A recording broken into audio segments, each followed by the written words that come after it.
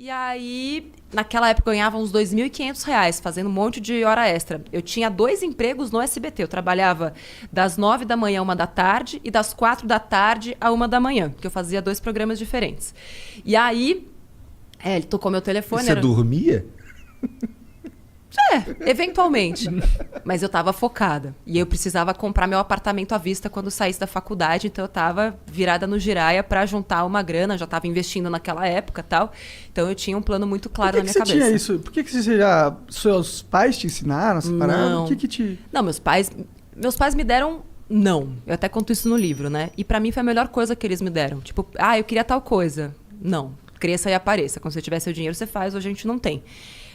Então, assim, nunca me faltou nada, mas nunca sobrou nada. Nunca teve, tipo, presente era Natal e aniversário. Passou de ano, eu lembro que tinha colegas da escola que, passou de ano com nota 10, ganha uma boneca. Passou de ano, nota 10, não fez nada além da sua obrigação. E isso forjou a mulher que eu sou hoje, né? Entendi. Porque aquilo mas você me incentivou. entendia de investir? Você sabia que naquela... Porque o brasileiro não investe até hoje. Investe, você não fale isso, tá? Não. Porque a nós maioria... estamos mudando a vida financeira das pessoas no pouco. Com certeza. Mas se for comparar com os Estados Unidos, lá, proporcionalmente falando, e lá atrás era menos ainda. E você já tinha essa visão. Por quê? Como? Como que você tinha a visão de investimento? Você viu na TV? Não, eu tinha 8 anos. Dá tempo de contar as histórias todas? Olha, cara, o tempo é seu. O tempo é seu. Mas eu vou resumir a história toda. Eu tinha uns 7 anos. A gente estudava escola particular, somos em 3 irmãs em casa. Aquela coisa, né? Pra pedir desconto no atacado. Era aquela escolinha do bairro e tal, mas que bom, conseguimos estudar bem. Beleza. E aí tinha a rica da classe, assim, né? Era classe média e tinha a rica. E aí ela chegou e falou, meu pai fez uma poupança, eu tinha uns 7 anos, pra gente ter um carro quando a gente fizer 18 anos. Natália, visionária desde aquela época, falou, carai, velho, um carro. E eu já queria fugir de casa desde aquela época.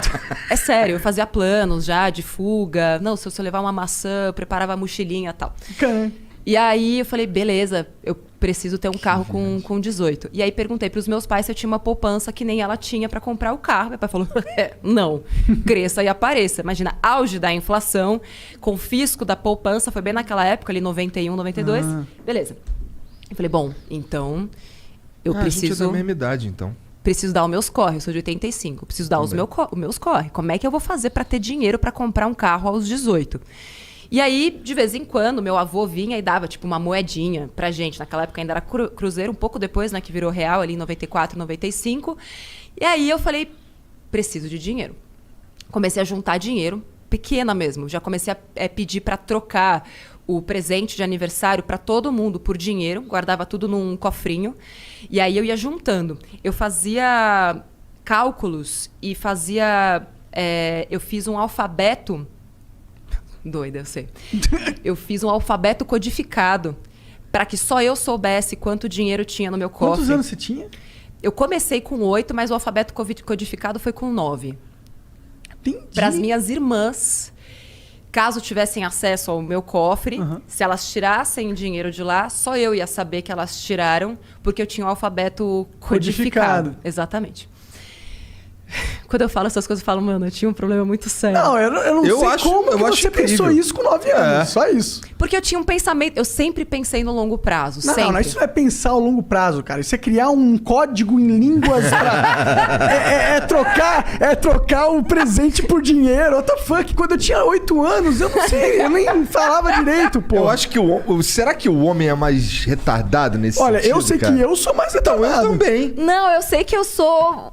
Assim, nunca conheci nenhuma história semelhante. Mas, de novo, depois estudando a economia comportamental e tudo mais, e assim, eu fui fiel ao meu plano até os 18 anos de idade. E quando eu percebi que eu não ia ter dinheiro suficiente fazendo só as manobras que eu usava, eu comecei a ganhar dinheiro das formas que eu podia. Então, eu ia para 25 de março, comprava camiseta, fazia tie-dye e vendia na escola, fazia umas pulseirinhas lá de barbante e vendia na escola, promovia uns bazares na minha casa, comecei a fazer propaganda porque eu descobri, tipo, uma vez me chamaram para fazer teste de propaganda, eu tinha uns 12, 13 anos e ganhei R$50 num dia.